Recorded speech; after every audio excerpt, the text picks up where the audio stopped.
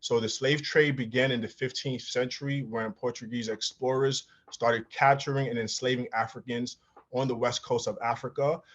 They initially saw Africans as a source of cheap labor. So slavery is a consequence of capitalistic greed, and this is why it's important to manage your capitalistic desires, because it can lead to you um, doing some horrible things against humanity, including owning and ruling someone and stripping them of their dignity.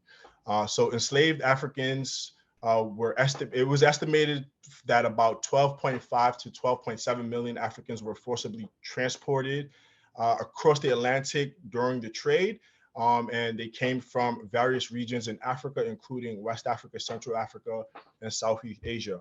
And they were transported here in America, the Caribbean, and in Brazil and southern colonies of North America. Plantations in these regions heavily relied on slave labor to cultivate cash crops like sugar, tobacco, coffee, and cotton. Brother Ali Deen, I'll start off with you, just kind of hearing those facts and what that reminder was. Um, uh, what can how does hearing that feel that uh, enslaved Africans were transported by the millions for hundreds of years and generations after generations, killed, raped, and put to free labor. Could you just share some of your thoughts on that? How does that make you feel? No, it's a very, very interesting event. And I use the word interesting because of the impact that it had. So this day, it's like, it's so, from an educational perspective, the impact that it has had on our people, specifically Black people or people of African descent, whichever way you want to put it.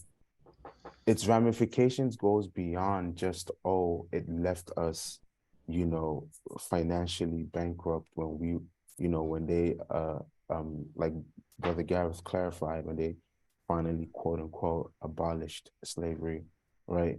And then, oh, a lot of people argue, yeah, we get it, slavery, because of slavery you guys didn't have the opportunity to get means to wealth, and but it's a new day and age. But the psychological aspect that it has, and when you go to that realm, I'm just remembering when I was young, and I think I was in about second grade, when I started to realize that I look different from my peers. And then I would realize, I had a white teacher who was our main teacher in second grade.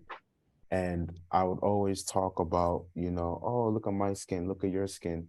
And then they would make little jokes about us being different and whatnot. But now that I'm older and I look back, I remember certain comments that were made, certain things that had such grave implications that was taken lightly. And I attribute that all the way back to what happened. So I'm saying all this to say that when you ask me what are my thoughts, I'm just thinking about, when we talk about how bad slavery was, what was done to the Africans that were brought here on ships is one story. But then how it shaped culture, the way the world even views Black people, views descendants of Africa or Africans at this point was the difference. That in itself is also another conversation. And the fact that it can have that duality of effect shows how much of a grave event that was.